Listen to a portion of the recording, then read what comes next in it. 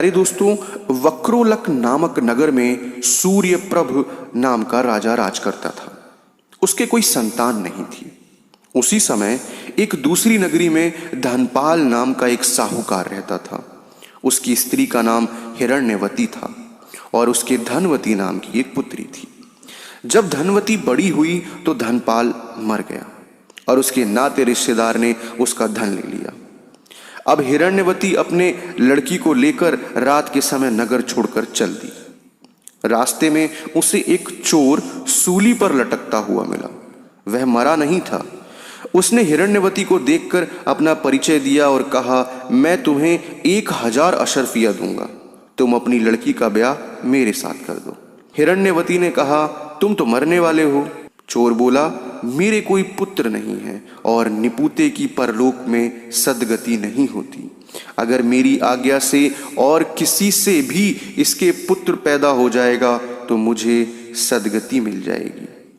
हिरण्यवती ने लोभ के वश में होकर उसकी बात मान ली और धनवती का ब्याह उसके साथ कर दिया। चोर बोला, इस बड़ के पेड़ के नीचे अशर्फियां गड़ी हुई हैं, सो ले लेना और मेरे प्राण निकलने पर मेरा क्रियाक्रम करके तुम अपनी बेटी के साथ अपने नगर में चली जाना।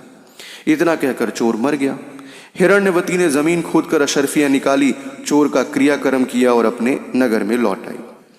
उसी नगर में वसुदत्त नाम का एक गुरु था, जिसके मन स्वामी नाम का एक शिष्य था।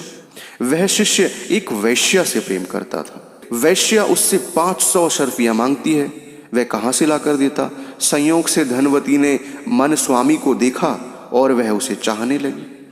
उसने अपनी दासी को उसके पास भेजा। मन स्वामी ने कहा कि मुझे 500 अशर्फियां मिल जाएं तो मैं एक रात धनवती के साथ रह सकता हूं। हिरण्यवती राजी हो गई। उसने मन स्वामी को 500 अशर्फियां दी। बाद में धनवती को एक पुत्र पैदा हुआ। उसी रात शिवाजी ने अपने सपने में उन्हें दर्शन देकर कहा, तुम इस बालक को 1000 अशर्फियों के साथ राजा के महल के दरवाजे पर रखाओ। माँ बेटी ने ऐसा ही किया। उधर शिवाजी ने राजा को सपने में दर्शन देकर कहा, तुम्हारे द्वार पर किसी ने धन के साथ लड़का रख दिया है, उसे ग्रहण करो। राजा ने अपने नौकरों को भेजकर बालक और अशर्फियों को मंगा लिया। बालक का नाम उसने चंद्रप्रभ रखा। जब वह लड़का बड़ा हुआ तो उसे गद्दी सौंपकर राजा काशी चला गया और कुछ दिन बाद उसकी मृत्यु हो गई। अब पिता के ऋण से उऋण होने के लिए चंद्रप्रभ तीर्थ करने निकल पड़ा। जब वह घूमते हुए गया कूप पहुंचा और पिंडदान किया तो उसमें से 3 हाथ एक साथ निकले। चंद्रप्रभ ने चकित होकर ब्राह्मणों से पूछा कि किसको पिंड दूं। उन्होंने कहा, लोहे की कील वाला चोर का हाथ है, पवित्री वाला ब्राह्मण का है और अंगूठी वाला राजा का है। आप तय करो कि किसको देना है। इतना कहकर बेताल बोला कि राजन, अब तुम बताओ कि उस लड़के को पिंड किसे देना चाहिए था। अब राजा का जवाब था चोर को, क्योंकि उसी का वह पुत्र था।